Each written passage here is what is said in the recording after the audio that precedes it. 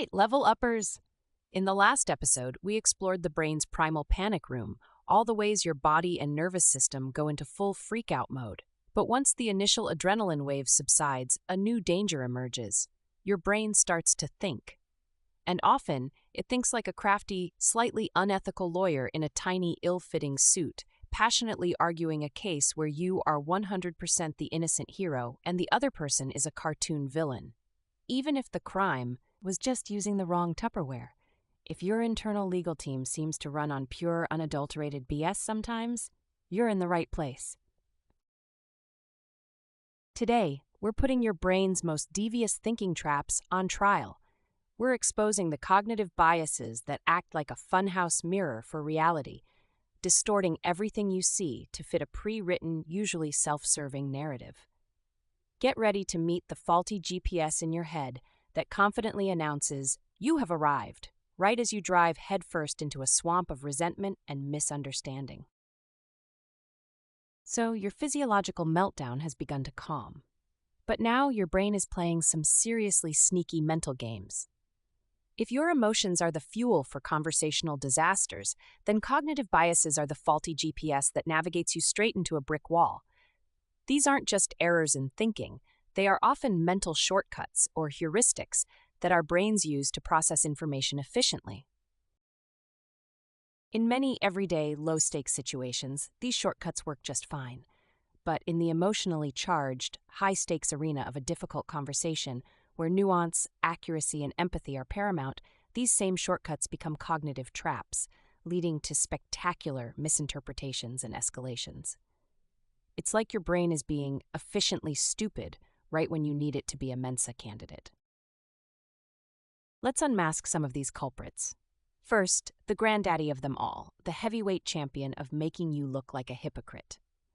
The fundamental attribution error, also known as the "you're an asshole, I'm just stressed" fallacy. This is a classic. When they snap, forget a deadline, or say something insensitive, it's because they are fundamentally a bad, inconsiderate, or incompetent person. Their behavior is a direct reflection of their flawed character. But when you do the exact same thing, oh, that's entirely different. You had a terrible day. You're under immense pressure. The dog ate your notes. Mercury was in retrograde. It was the situation, obviously. You cut yourself all the slack in the world while judging them with the harshness of a medieval inquisitor who's just run out of coffee. Remember that time your partner showed up 30 minutes late for your fancy anniversary dinner? You probably spent those 30 minutes mentally drafting divorce papers, cataloging every instance of their perceived disrespect, absolutely convinced this lateness was a profound statement about their lack of love and commitment to you. Their character was clearly defective. Then, fast forward to next week. You roll in 20 minutes late to meet them for coffee because you got sucked into a black hole of hilarious cat videos on the internet. Your excuse? "Oh my God, so sorry, traffic was a beast, and then this work thing came up. You know how it is. Totally understandable, right?" That, my friends, is the fundamental attribution error in all its glory, performing a dazzling, hypocritical ballet in your brain. Next up, confirmation bias, or the "I knew it" echo chamber in your skull. Once you have a belief, your brain becomes a super efficient little detective, but one that only looks for clues that support its initial theory and conveniently ignores, dismisses, or contorts any evidence to the contrary. You believe your boss secretly thinks you're an idiot.